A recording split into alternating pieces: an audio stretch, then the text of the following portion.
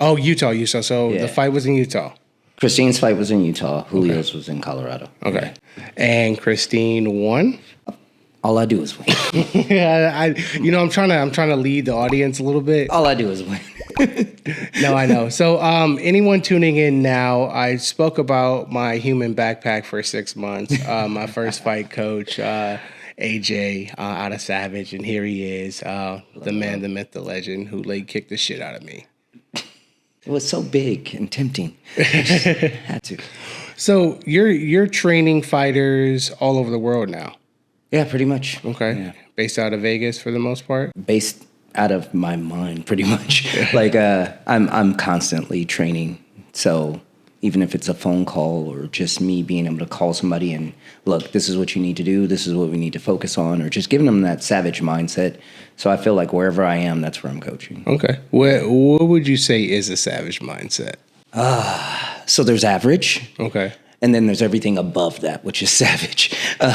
Whatever the easiest way is probably the wrong way for me. Okay. I believe in whatever the sport is, whatever the combat sport is, handicapping your opponent and doing it viciously. Okay. Even though it's thoughtful and methodical, you're still a savage about it. Like, it's just what we do. You know what I mean? Yeah. It's like, I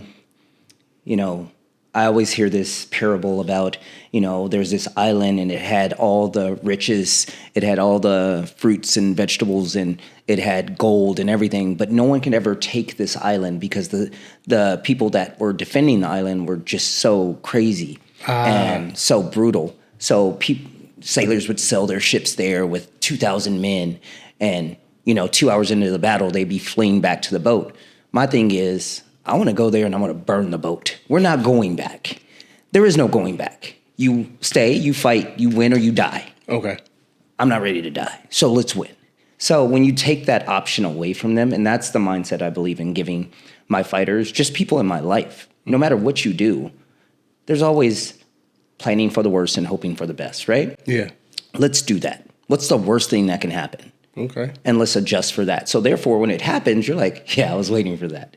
Same thing with jiu-jitsu, being a move ahead. If I do this, he can either do this or that. Yeah. If I'm prepared for both, it doesn't really matter what you do. I'm going to kill you either way. Yeah. So it makes you calm. And the calmer you are, the better you perform. So, is that why you started me on back? Is that the worst position you think there is? yeah. Okay. Yeah, because most people are like, they're on my back. I don't know what to do. Usually, especially in MMA, when somebody gets your back, you're like, oh, it's like even the announcers, they're like, it's over. He got his back.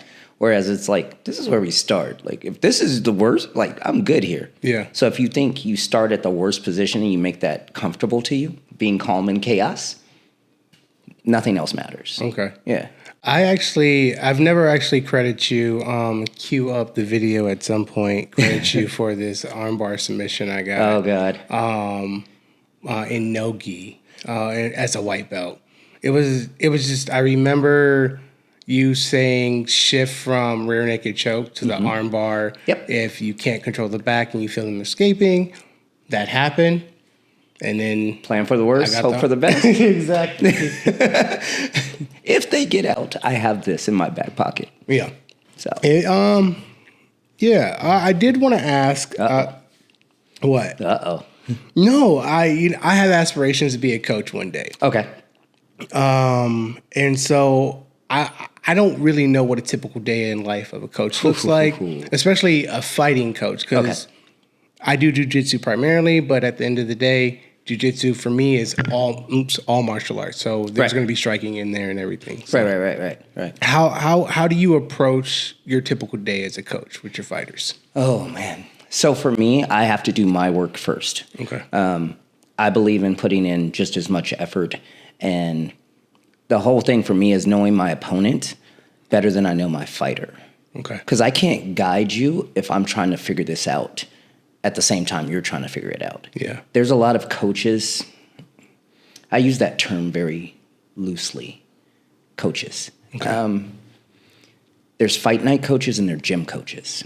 There's gym coaches where they know all the drills, they can run a gym, they're really good at that, they get everybody busy, everybody's doing something. But when the lights come on, can you get me a win? I need this round. Give me more does not help the fighter. Yeah. But hey, throw a 2-3. I need 3 shots, no more singles. Like that helps. Okay. Like telling them what to do, guiding them like a video game. That makes sense. So there's just a difference. So I probably spend more time preparing myself. So I literally have 3 computers set up. And I'll have one on like 0.25, one on 0.5, and then one at full speed with no volume on. And I'm literally watching every little move my opponent is doing. What did they throw? Do they fight well going backwards? Look at the footwork. Every time they do this, and I look for tendencies, not flaws. Okay. Flaws you try and correct. Tendencies you can't help. And it doesn't matter. People are like, oh man, I've been in camp and I've been working on this. I've been working on this for 6 weeks, my entire camp. Yeah, but you've been fighting for 6 years. Mm-hmm. So when I make you uncomfortable, you're going to revert back to what's comfortable. I feel like that's what happened to Dustin Poirier's last fight with Justin Gaethje. His tendency to just pull up his pants, and Gaethje got him with it. Mm-hmm. Okay. Because at the end of the day, you are who you are, right? Yeah. You can only mask it for so long. It's kind of like dating a crazy woman, and you don't know she's crazy because she's on her best behavior in the beginning. Yeah. But eventually it shows itself, right? Yeah. And it's usually at the worst time. And usually for fighters, it's the same thing. They show their weaknesses or their flaws at the worst time. But there's a lot of coaches. There's a lot of people that win despite their coach. Okay. At a certain level, everybody's good. Everybody can roll. Everybody can fight. Everybody has a good ground game. Everybody has good striking. At a certain level, everybody is good. Okay. There's no more like, oh, this is unevenly matched. Like, okay, you're 12-0 and you're fighting a guy that's 0-8. Like, at some point, everybody's good. Yeah. So sometimes it takes a coach with a different mindset or a different approach. So being a coach, you're a therapist first. Because you could say the same thing to someone and I could say the same thing, and they'll listen to me or they might not listen to you or vice versa because of the way we say it. Okay. You have to speak your fighter's language. There's some fighters I have to yell at. I have to. Okay. There's certain fighters, like if you watch me corner Nessa, I have to yell. When you watch me corner Christine, I'm like, hey, we're good. Like, what are we doing? Like, we got this. Calm, having a conversation. Okay. Because one responds well to one, and the other one doesn't respond well to calm. Okay. So you have to figure it out. So right? really knowing your fighters is you important. have to. Okay. You have to. When you're a pro at something, that means you're good at it, right? Mm-hmm. When you're a professional coach, that means you need to be good at coaching. Okay. You need to be able to get your fighter to a win. How do you do that? On their worst day. Yeah, you got to know their weaknesses. And you got to know the opponent's weakness. Okay. Because the thing is, I try and handicap my opponent. Whatever you like to do, we're going to take that away from you. Okay. And setting traps. Just like in anything else, you're setting traps. Yeah. Amateurs, I told you this a long time ago. The difference between amateurs and pros, amateurs set one trap and spend the whole fight trying to make you fall in that one trap. Pros set traps like landmines and let you kill yourself. So one is very sporadic, like, I got to get him in there. Yeah. Where the other one is like, move. Which one, yeah. Do something. I was talking about this on the podcast that we released yesterday, the progression, at least in gi, from the rear naked choke to the lapel choke, the bow and arrow, to the arm bar. Right. And it's like, well, where do you want me to submit you on that chain? Exactly. Take your pick. Exactly. And that chain, like at some point they're gonna lose the counter. Yeah. They're like, oh, I can fight that off with this. Oh, I can fight that off with this. Like, oh shit, I was a half step late. Mm-hmm. Too late. And that happened to me in one match too. You know, you learn it. You learn. It's a learning process. Yeah. Speaking of learning, how did you get into fighting? How did you learn how to fight? Were you bullied? Like, what's your origin story? So I think I've always been like obsessive with being great. Okay. So early on, I'm related to Ken Easley, Hall of Famer for the Seattle Seahawks. So both my parents played basketball in college. I'm like, I'm never going to do that. Like, I don't want to play basketball. I'm going to play football. Okay. So my whole life was dedicated to football. And my parents were pretty obsessive. Like, if you're going to play football, you can have no other vice. So I'm not riding bikes. I'm not riding skateboards. It's football or nothing. Okay. Football, homework. That's it. That's all you do. No girls, no dating. So going through all that, and I'm graduating. I'm all set to go to Florida State. I'm about to graduate, and I go to the doctor, and my whole family's there. I'm like, what are they doing here? It's like 5 a.m. Like, why is everybody here? And I have a big family. My mom is one of 11. My dad's one of 13. Oh, that's huge, right? Do you guys have family reunions? Oh often? my God, yeah. Oh, where wow. we like take over a park, like just close the park down. Like you could show up and they'll be like, "Oh yeah, that's cousin so and so." You know how it goes. Yeah. So I have this spinal surgery because my spine was fusing together from a hit I took, and I have this spinal surgery because my spine was fusing together from a hit I took, and I'm actually supposed to be like 6 feet tall. That's why my arms are so long.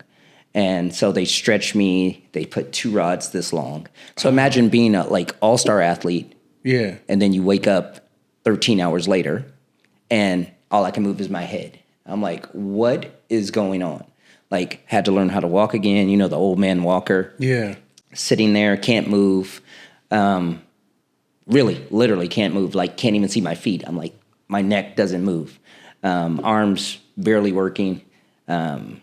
And then I'm watching old karate movies. See a blind guy beating up everybody. I'm like, I can do that. So then it's like, you just start traveling and learning techniques, learning sambo, salat. Like, oh, so-and-so he's really good at this. Oh, I want to learn that. Yeah. Traveling and doing all these things, going to Thailand. That's why I conditioned one leg and not the other, because I'm scraping it with bamboo and there's a little kid like, come on. I'm like, dude, if you don't move your little, like if you don't get out of here. But just wanting to be a beast, because I'm like, okay, now I have that. I may not be able to play football anymore, but I can destroy people. Yeah. Which is that safety mentality. Like, I'm just going to run through you. Yeah. Like, nobody wants you to just run through their face over and over and over and over and over and over again. So, learning the chess play, like the gamesmanship that goes with it. Playing football, it was more like a mentality for me. Like, I was able to outthink my opponent. Well, in fighting, I only got one opponent to worry about. I don't have 11 people I got to worry about. Yeah. It's just one. You know how unfair that is? Like, if all I have to do is pick you apart, I don't have to worry about anybody else, just you. Like, you're in trouble. Yeah. Because I'm obsessed with this. Especially if you have time to study and dissect their moves. Yeah. And now it's so funny because, we'll go to watch other fights. I'm standing there next to a matchmaker, Mel Valenzuela. Shout out to him. Standing next to Mel Valenzuela. We walk out, and he's all, what do you think about this fight, bro? I'm like, the bell just rang. They're meeting in the middle. I'm like, yeah, red corner, can't walk. They're fighting off their front foot. Their head is too high. Yeah, this is going to be bad for Red. Okay. 30 seconds later, Red is in the corner getting pummeled. And he's like, how the hell? Like, they just came out. And it's literally the same thing. So when we go to spar, it's almost unfair. Yeah. Because we go to, me, take my team, pack them up. We go to Vegas. We don't spar at regular gyms. We go to DLX. We go to Bones. We go to Top Rank. And we spar pros. You're going to do 8 to 10 rounds at this gym. When we go to the next one, you're going to do 8 to 10. When we go to the next one, you're going to do 8 to 10. All in the same day. Don't really give a fuck if you're tired. Yeah. Figure it out. Whereas when you go into these gyms, it's like, he's going to do 2, he's going to do 3, he's going to finish them all. Okay, but this guy's going straight. Yeah. And people get so excited because, that last gym you get to, it's like, yeah, we're killing him. He's done like 20 rounds already. But it doesn't matter. We're going to figure this out. And it's not to win sparring. It's that mentality. So when Julio had his first fight, Julio fights at 135. Mm-hmm. Julio is your bare knuckle champion now. Yeah. Shout out to Julio. He is now BYB champion, lightweight champion. Yep. Respect, bro. Respect. Started a year ago. A year ago. Wow. Never fought. No. I think he had like one AMI. Okay. Like nothing, really. He's fighting Toby Misic from UFC and Bellator.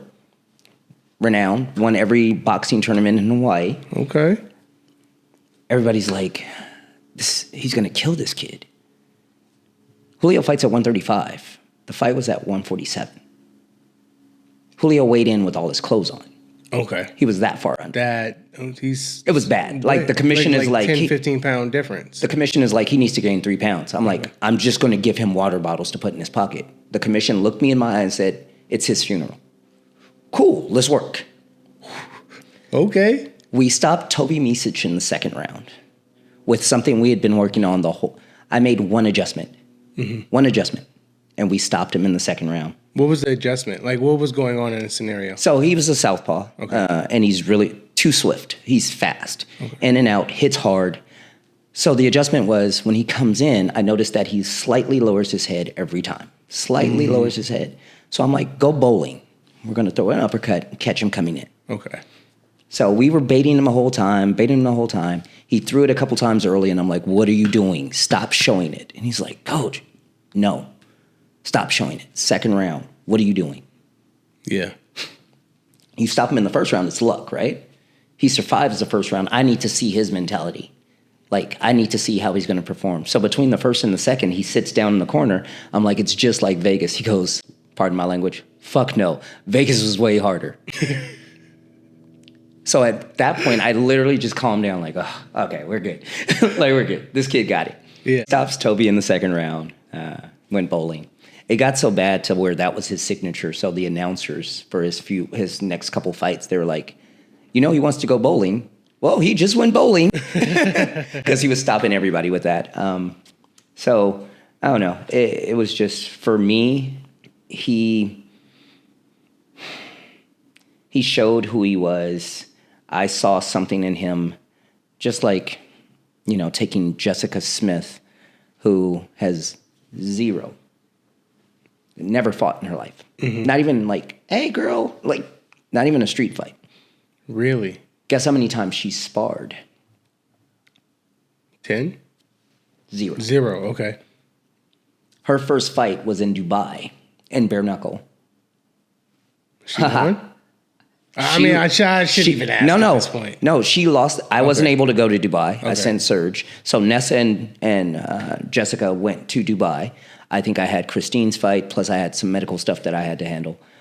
So I didn't go. She lost that fight. Okay. She took a pounding.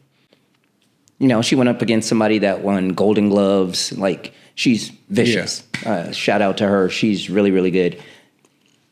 Fast forward to her next fight. The fact that she got up, kept coming back, didn't quit. I was like, savage mentality. Yeah. Okay. So she would literally have a panic attack every time she got in the ring to spar.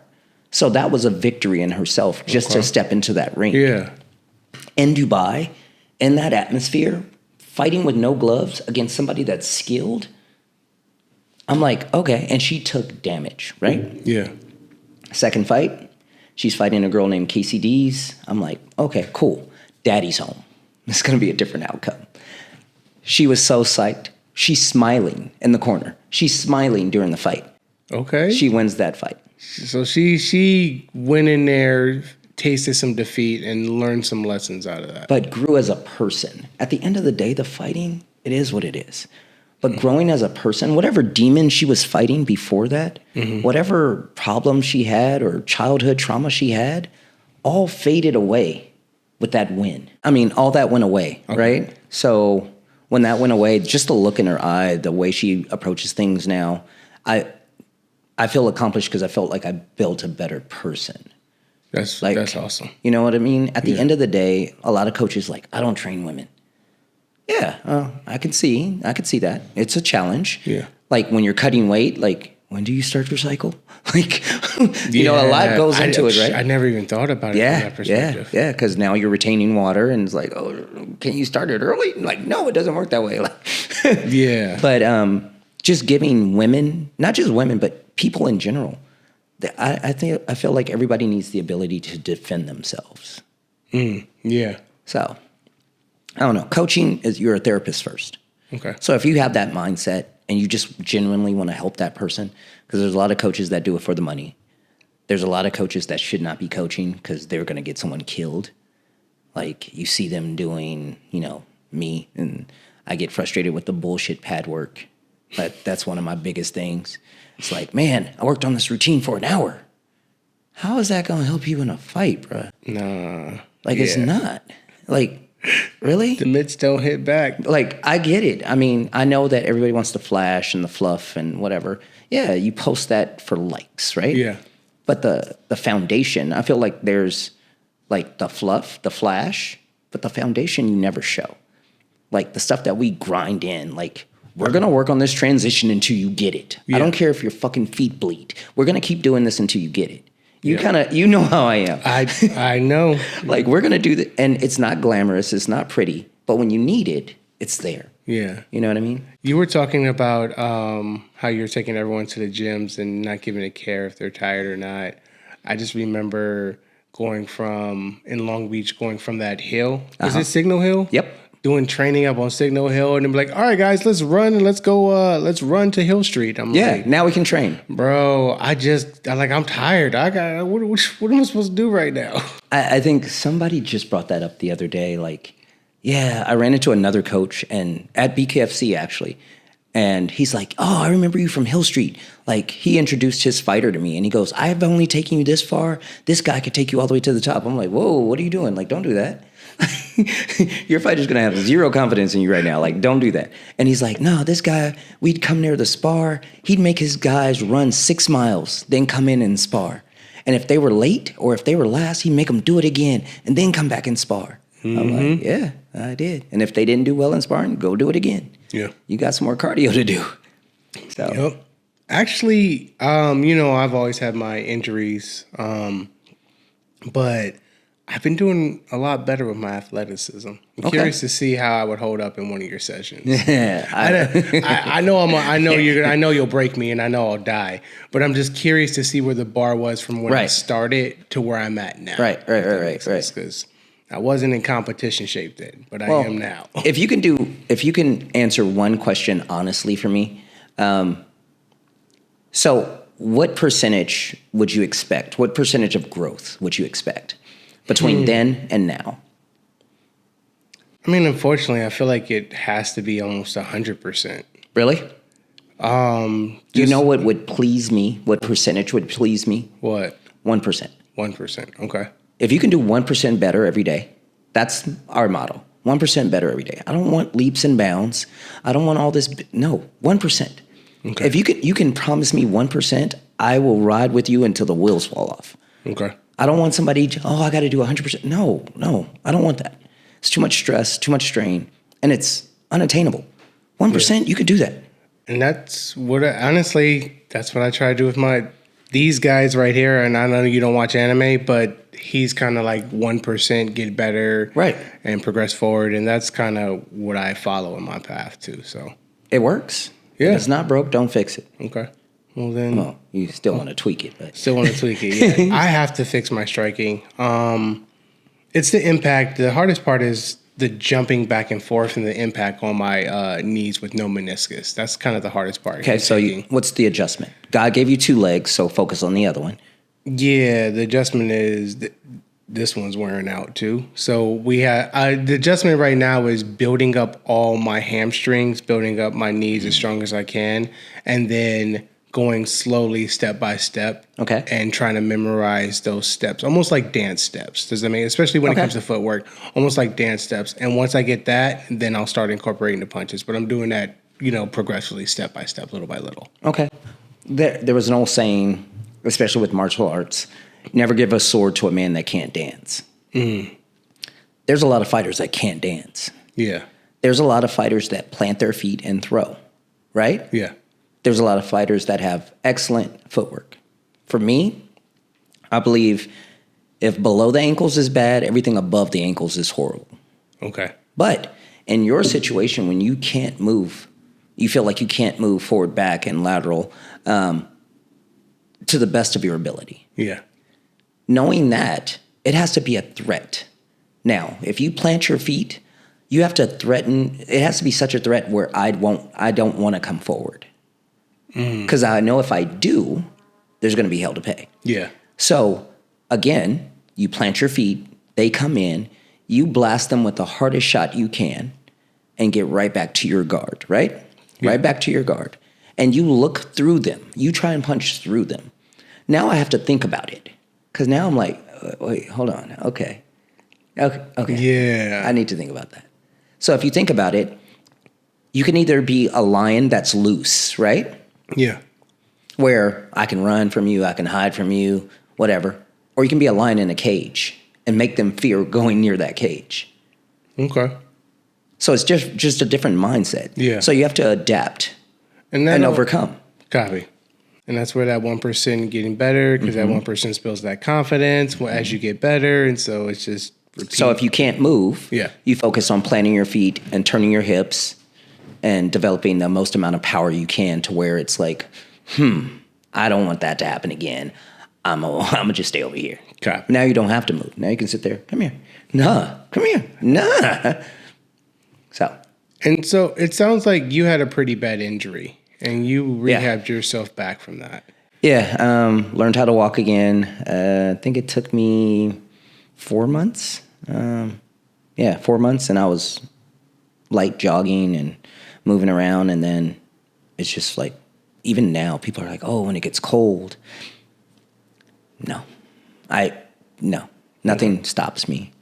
I'm just going to do what I need to do. Nothing's going to stop me. I'm going to be great regardless. So you're on a David Goggins mindset. Pretty much, like, same language. Okay. Same language. But I mean, I never really thought about it like that. But that's one of Christine Ferea's motivational tools, is listening to him.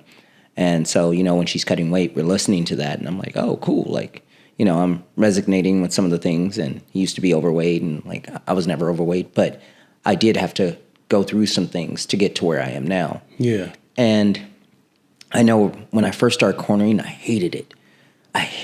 I just wanted to be behind the scenes, send you out there, because when I'm back there, I'm like, this isn't for, like, I'm back there warming up myself, like getting ready. I'm like, so you still want to fight? Then. Like, this isn't for me. This is for them. So I think that's probably why I don't do podcasts. I don't do interviews. I try not to do that stuff because I want my fighter to shine. Yeah. Because they're the ones that are in there doing the work. Like, I'm doing what I'm supposed to do. They don't have to do this. Yeah. I chose to be a coach. They may have chose to be a fighter or to be in combat sports, but they need the recognition for that.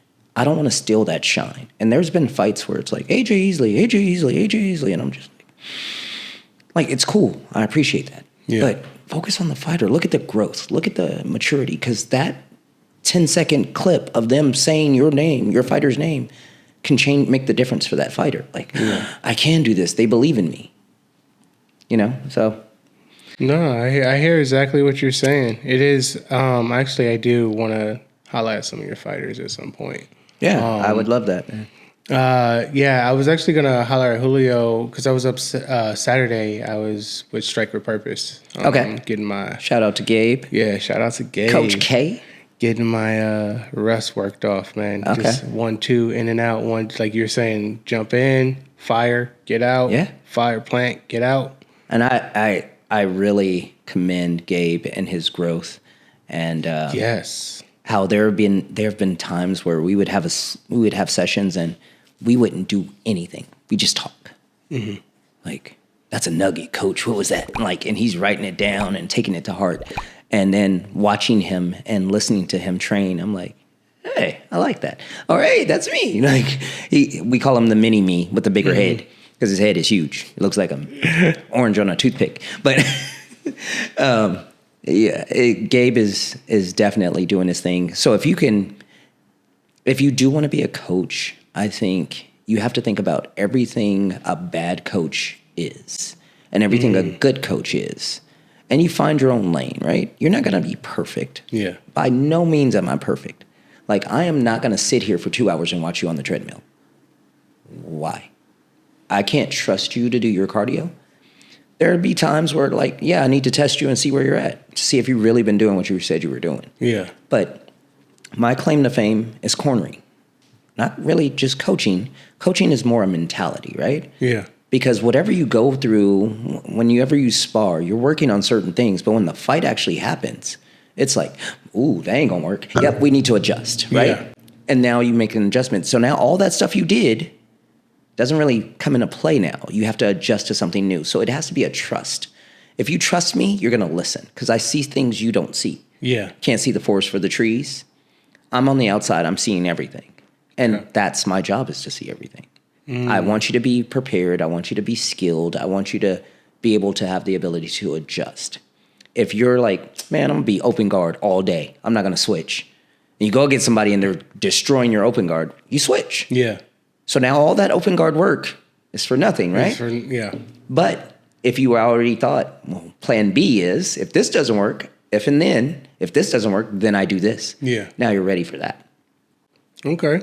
Speaking of open guard and jiu-jitsu, I got to know. I do have to know, as someone who, I don't know, I still say I pride myself on my back defense and being calm because of that six. It was because I remember came up to, what was it, the Pyramid, Long Beach. Yep. I brought up mats. Yep. I just got done at DG Boxing, and you were training some guys, and I was really nervous. I was like, oh, man, there's some other fighters up here. I don't know anything. You came over, you made me feel very comfortable.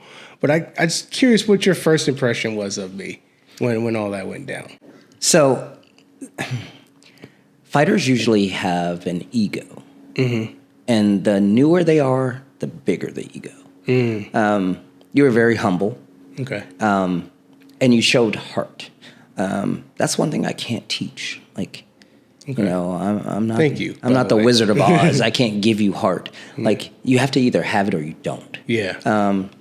But I can see that. I saw that glimpse of that savage mindset. Not every savage is like, ah. Some are quiet. Yeah. Like Julio. Julio's they call him the quiet killer. You know, silent assassin. There's other people that are like loud, rah-rah in your face. You were this subtle savage. Okay. Literally. And I think your attention to detail was probably the biggest thing for me. I was like, okay, this guy can be special. Thank you. I appreciate that. And there's still growth there. Yeah. Your journey isn't done. But the fact that you took the reins and you are where you are now. Thank you. I'm proud to know you. I don't think, I truly believe my journey will never be done until the day that I die. Yeah. And it'll be done not because I completed it, but it'll be done because I can't keep going anymore. Right. But that's why I think teaching, because there's not a lot of good teachers out there. You see so many bad coaches. Like, you grab a pair of mitts. Yeah. Or you grab some mats and now you're a coach. And it's like, what? Yeah. Nah, bruh. Like, you're not. And I pride myself on my legacy. Like, building champions. Always winning. Taking somebody off the street. Like, I'm meeting a guy like BG Gray. He trained at Tiger Boxing. Shout out to Coach Tiger, Miss Elizabeth. Shout out Tiger. And she sends him to me. And she's like, he really wants to do bare knuckle. I think he had his first fight 6 or 8 weeks later at heavyweight. He was 185. Paulie is like, this is supposed to be a heavyweight fight, but there's only one heavyweight in there. What is the weight class for heavyweight in bare knuckle boxing? It was 205. That fight was at 205. And it's 205 and above. So about 25-pound difference. Yeah. Okay. Yeah, but the difference in that fight was they had me mic'd up for that fight and obviously used none of the footage because I wanted more, right? Big Serge Estrada, the cut man, was like, Coach, you forgot his water. He's not getting fucking water. You only get water if you work. He's not doing shit. He's standing there staring at him. I need him to work, so he doesn't need water because he hasn't worked. Yeah. He's lucky he's getting a stool. And so he's like, Coach, I have Vaseline in my eye. It was really blood. I literally take my sweater, wipe it, and I'm like, God gave you 2 eyes. Shut the fuck up and use the other one. And I'm like, you don't need to see him. He's standing right in front of you. You can close your eyes and hit him. Yeah. So it was so bad that after the fight, and this is the funniest story ever, 5 rounds after the fight, as soon as the bell rings, I'm yelling. I am losing my mind. How dare you leave it to the judges? We don't do that. You didn't work enough. I swear to God, you're going to walk home. Like, I'm just going off for literally 60 seconds. Like, just letting them have it. I am so pissed off. The cameraman zooms in on me and then turns away because I'm so mad. So then, as they're announcing, the fighters are in front, Big Mo is standing behind, and for whatever reason, they always turn slightly to whoever's winning right before they announce. And they're like, and the winner. And they look at him and they're like, BG great. I'm like, oh, damn. I just fucked up. Like, because I thought for sure we lost. I'm like, God, I got an L because of you. Like, and they're like, BG great. And I'm like, oh. Hey, at least he got the dub, though. Yeah. I still owe him, by the way. Because I actually helped one of the other fighters that night, too. I cornered another fighter. He won, got knocked out of the night. Literally gets dropped, face down, ass up, first round. Damn. Comes back to the corner, because this is the only... I met him 5 minutes prior in the back. Okay. Red Queen came up to me, and she goes, can you help me with my fighter? I'm like, yeah, I got you. And they're like, get ready to walk. I'm like, what? Your name is now? What? Your name is what? Hi, I'm AJ. Nice to meet you. Literally. Get out there. He gets dropped in the first. I'm like, look, man. Open your freaking eyes, take a step back, let him work you into the corner, duck under, roll out, post, wait for him to walk forward. He'll walk right into your right hand. Trust me. Mm-hmm. Okay, what do I want you to do? Get out of the middle, or get out of the corner, stand, post, wait for him to walk forward into my right hand. Does it perfectly. If you watch the replay, he literally lets him back up in the corner, ducks under, spins out, post, drops him. This is a fighter that you've never met before. This is your first time. I made the adjustment off the first round. Just off the first round of watching him. So you're detailing your insides pretty solid. Yeah. Okay. And drops him. He slouches in the corner. I'm like, he's not getting up. Wins the fight. Gets fight of the night.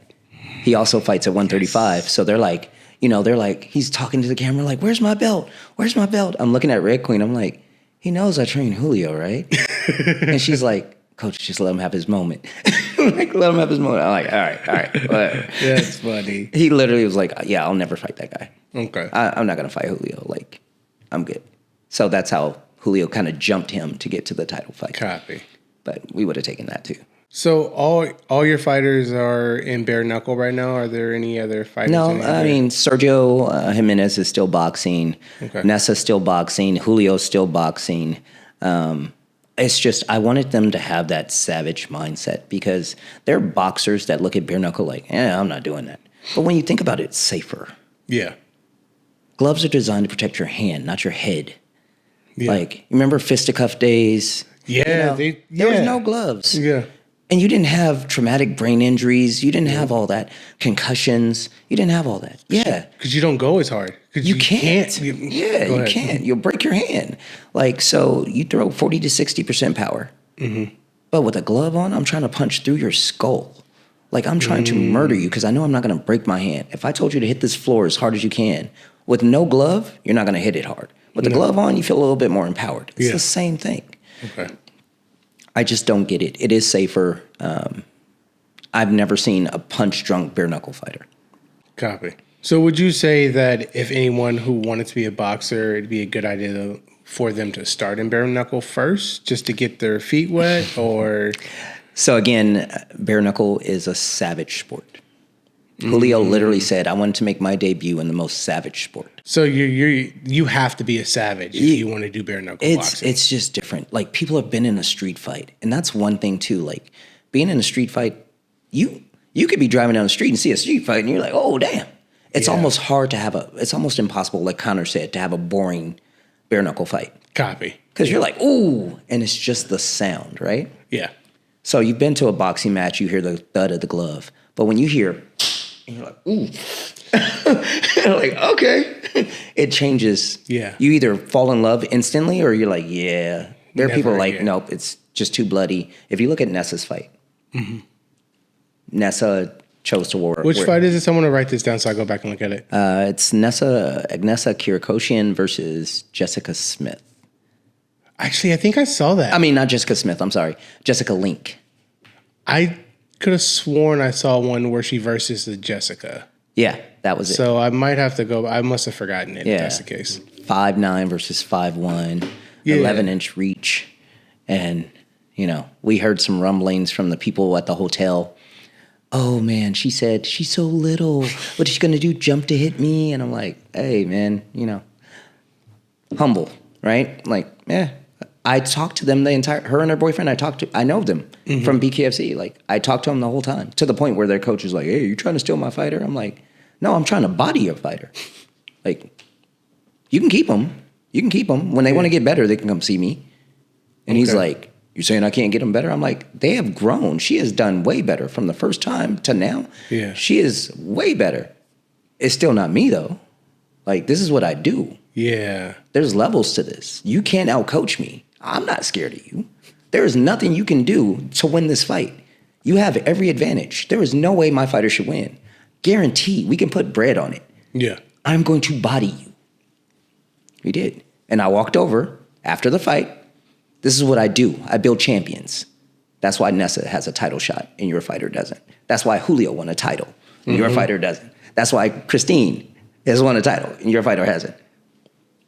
It's what I do. When is Nessa's title shot? We're hoping February because her opponent just fought. And they posted her opponent's coach mic'd up. And God bless his soul, he's like, drop her like a toilet seat. I'm like, oh, okay, like whatever. And he's like, give her hail. You want to be a bully? Bully her in the corner. Oh, you should have pegged her with that one. I'm like, he hasn't given one instruction yet. Yeah.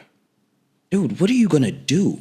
Because I'm going to hear you say that nonsense, and I'm going to pick you apart, and I'm going to look right at you the entire time. Yeah. And that's probably, I think at one point, and I don't know which fight it was, but I'm literally staring at the other coach. While the fight is going on, me and him are locked eyes. He's trying to look away, and he keeps looking back at me. The fight is going on. I'm like, circle to your left. I'm looking at him, but I'm watching out of my periphery. Circle to your left. It's right there. Throw the two. When you throw that two, roll under. Yep, just like that. And I'm like, adjust, like looking at him like, what are you going to do? Yeah. And he's just like, just shut down. Like, he just looks down at the ground. And I'm like, poor guy. Poor guy. I had a moment recently, and I told you briefly about it off camera, where kind of the same thing is, there's levels to this game, and I'm going to show you what it is and kind of leave it there. Yeah. Yeah. And see the calmness that you have. Yes. Even replaying the story, it's like complete calm. Yeah. You know how scary that is to an individual?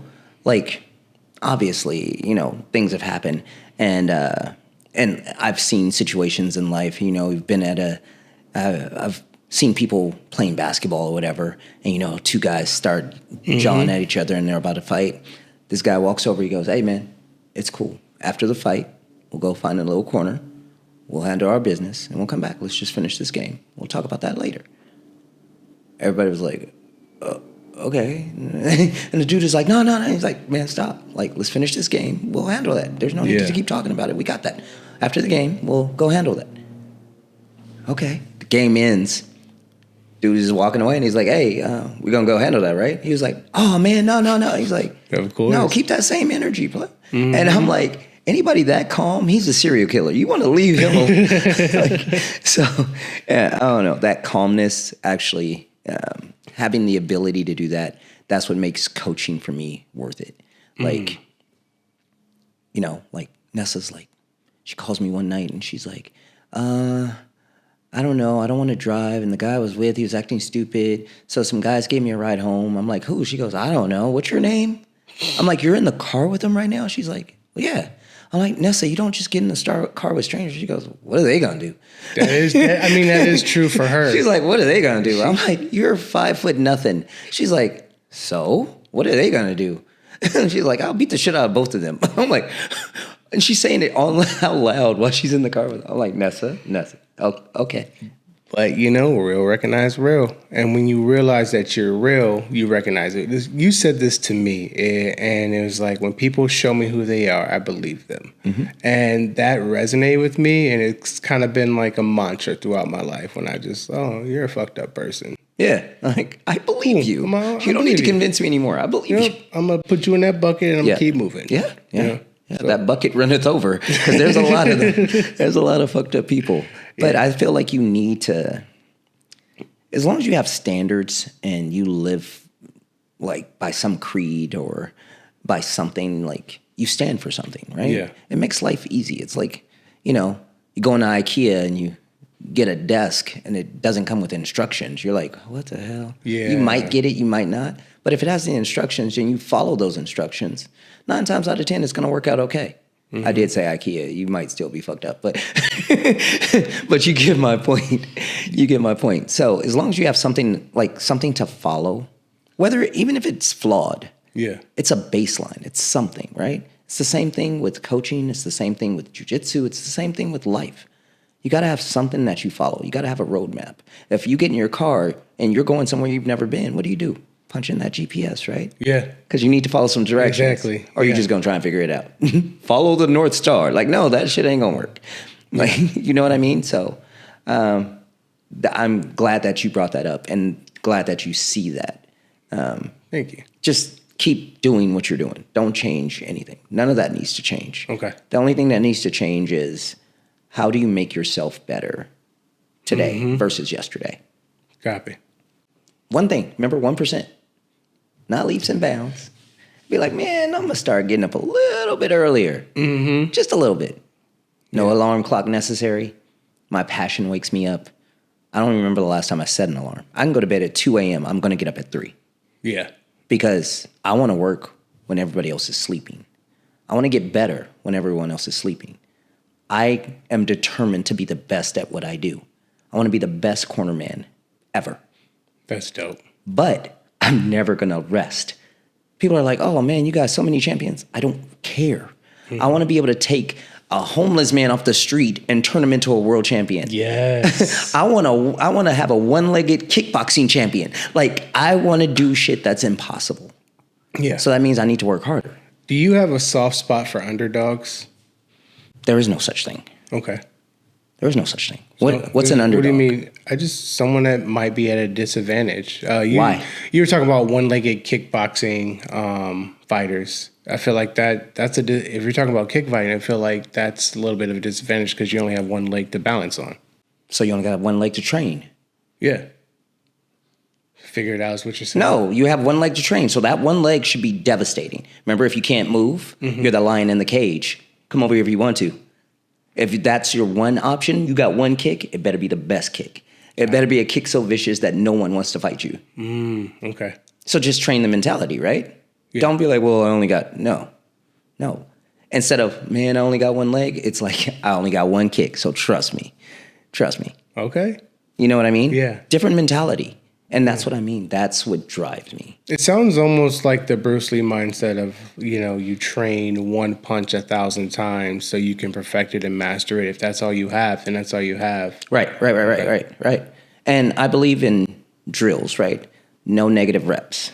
Okay. So watching somebody do it wrong, stop. Like, stop. What are you doing? Like, stop. And people don't get it. Like, man, let me just work through it. No. Why would you? No. If you're following your GPS and it says make a right and you make a left, but you just keep going, it's going to take you that much longer to come back just to get to where you started. Copy. So you make the adjustment now. So Gabe did something to me and he resetted me.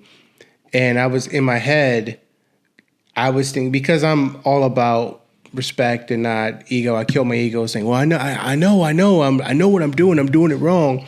So I didn't project any of that, but I was trying to figure out why he was having me do that. Okay. Because in my head, I was like, yeah, I get it. I'm trying to adjust and reset. I know what I have to do. I just don't know how to do what you're telling me to do at this exact moment. So that's where closed mouths don't get fed, right? Okay. So it's, at the end of the day, this is skill that you're harnessing for yourself. Yeah. You need to be able to get that because you're wasting an opportunity. If somebody's trying to give you a nugget and you're not getting it, you need to, like, hey, can you explain that to me? Like, it's okay to ask questions. Okay. I'd actually prefer that.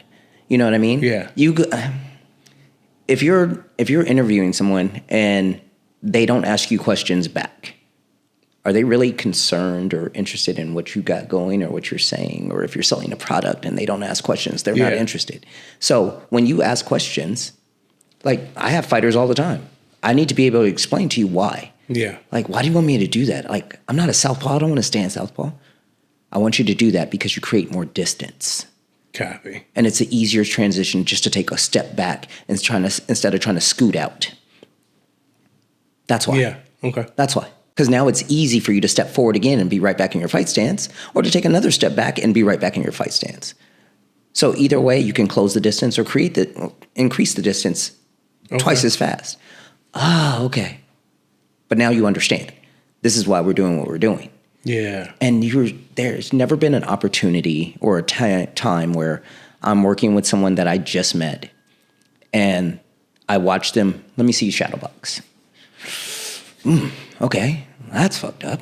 That's fucked up. That's fucked up.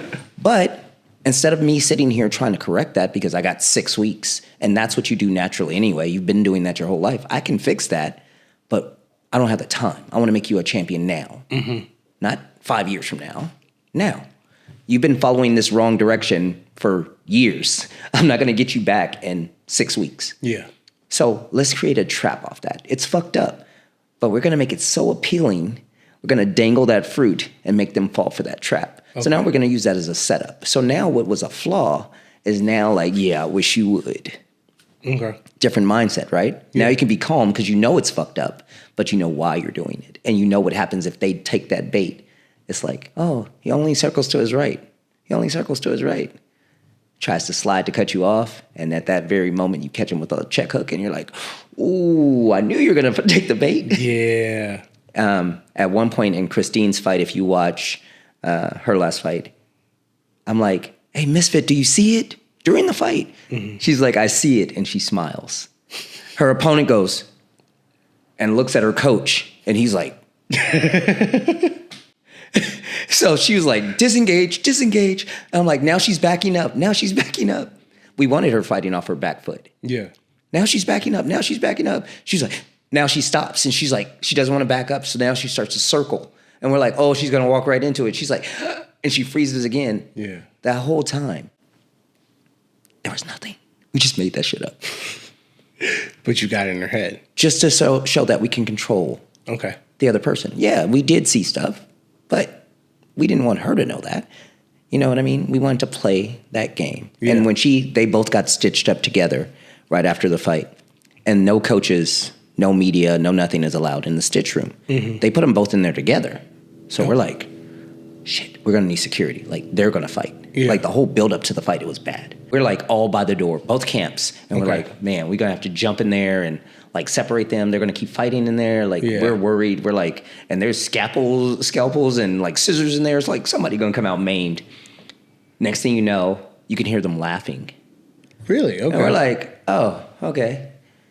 So the door opens, Beck walks out first. She looks me right in my eye. She's like, you fucker. You were watching everything that I was doing. And this asshole didn't know what to say. And he goes, yeah, that was a good adjustment, man. So now everything's cool. Mm-hmm. And like hugged her, said, you know, we were just trying to get you to walk forward. We knew you wanted to be on your back foot, blah, blah, blah. And she's like, I know. She's like, it was a good fight. And I'm looking at him and I'm like, hey, I wasn't expecting, you know, the 2 to the body. Yeah. I thought of everything else that you could possibly do. I didn't think that. Good job, man. And he goes, yeah, but you made adjustments too. And he goes, I just couldn't catch up. Like, you made more adjustments than me. And then Christine is like, that's my fucking coach. That's what we do. And she's like, you were telling me to step forward. You were telling me to step forward. And I was like, no, I'm not going to step forward. And then you're like, she's not coming forward. Go get her. And she's like, oh, shit. And so just hearing that, it's just like, that was the confirmation I needed. Like, it was no longer a one-on-one fight. Yeah. It was now 2-on-1. Because now she's worried about me, and it's affecting her game. I drowned out her coach, and now she's thinking about, well, I'm fighting 2 people. So no, that's perfect. It's funny you say that. I remember a competition. I got double lapel drag sacrifice throw. Okay.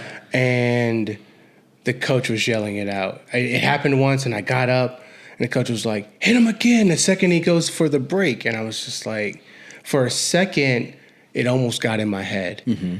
For a split second, I was like, no, still do what you're going to do. If he hits you with the thing, get up again. Right. I ended up winning that tournament only because I blocked that coach out and just played my game. So, and see, that's where that mental fortitude comes in, because you could have fallen for the pressure, right? Yeah. But again, I'm a little different because that coach was yelling to his fighter, right? Yeah. I'd have been like, hey, Matlock. I would have called you by name, like, hey, oh, you're not going to do it? You're scared? You don't want to do it? You're not going to let us get that again? Oh, you're going to fight it this time. Well, if you fight it, you're going to leave this open. Yeah. Ooh, do you really want that? He's a beast at that. Like, now you're like, oh, motherfucker, shut up. Got to block out the noise. There's always a way. There's Okay. always a way. There's always a way. And as a good coach, like, that's what I'm saying. Like, I do see you mentality-wise as a coach. Thank you. You're not an asshole. You genuinely want the best for people. Yeah. I Genuinely. So you can recognize... Just don't shit on me to get there. Right. Like, that's Right. all I'm asking. But being a coach is a thankless job. Yeah. It's a thankless job because, they will blame you if it doesn't go well. Okay. You're the first person to blame. If it goes well, you're the last person to get the credit for, right? Mm. So you gotta have that. You gotta know when you did your best. Copy. I did the best I could do for you. I always have a mantra. I don't care if my fighters leave. I don't. I'm not married to fighters. I can train somebody today, never train them again, wish them the best. The only thing I say is never be in the opposite corner from me because I'm going to body you. On that, like, we're at that time. Let's end on that. Don't ever want to be on the opposite corner of Mr. AJ Easley here. Nah, not at all. He's if you guys don't know, Savage Squad representing, killing it out there, taking over bare knuckle boxing. So all combat sports. All combat sports. All combat sports. MMA, boxing. So, if anybody wants to reach out to you for your coaching accolades or call you in as a coach, are you taking new fighters on? Should you put out your social or what? I'm always willing to help. I've actually had cards where there's 8 fights on the card and 5 of them are mine. Copy. So You're busy. But I definitely don't mind. Okay. Like I said, I want everybody to be a savage. I think everybody needs to be able to defend themselves, and it's hard for me to sit there and watch somebody do something wrong or coach somebody wrong.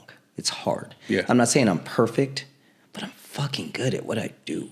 Like, I just win. Yeah. I will figure out a way to win. I can take the most fucked up situation. Nessa, 8 inches shorter, 11-inch reach shorter. Other fighter fights at 135. Nessa walks around at 116. She lost a pound. She went to the bathroom to make weight. I have to go pee. Okay, you're going to make weight. Go. Yeah. And she took over and won that fight. Even though she got cut, she's never been cut in her life. Nobody knows, but in the 3rd round, she's like literally about to cry. Like, I think she was crying. Like, look at my fucking face. She's looking at the big screen. She's like, look at my fucking face. I'm like, yeah, make hers look just the same. Like, what are you talking about? Get the fuck up. Let's go. And at the end of the fight, you can hear me say, she's like, look at my face. I'm like, it's beautiful. It's beautiful. Scars build character. You got a little bit of character finally. Like, let's go. Like, you're going to feel this forever. Your first competition that you won, there's a difference between competing and there's a difference between competing and winning. And there's also a difference between competing, winning, but dominating. Yeah. Those feelings are all so different, but they all have a special place in your heart because, like you said, you lost to Von Treese, or Von Treese got the best of you. Man, he whooped my ass. I'm going to put that footage out one day. He whooped my ass. I still have that footage. However, yeah, it's created who you are today. Yeah, big facts, yeah. You still learn to be humble, like you were telling me about the story about the other guy that you didn't really like, and your coach. You're still able to be humble. Yes. See what I mean? Like, and in that, I gave him my neck. I let him get as deep as he wanted to do on that cross collar choke. If he had committed to it, he would have finished it. But he didn't commit to it. He was too scared. So I got out of it and kept it moving. You know what you did? What? You created a situation to see if he was really about that life. Yeah. And he's not really about that life. So you gave him a pass and let him live. People think all the time, like, dang, coach, how come you didn't do anything? How come you didn't do anything? How come you didn't? Why? Like, I don't need to prove anything to anybody. I am who I am.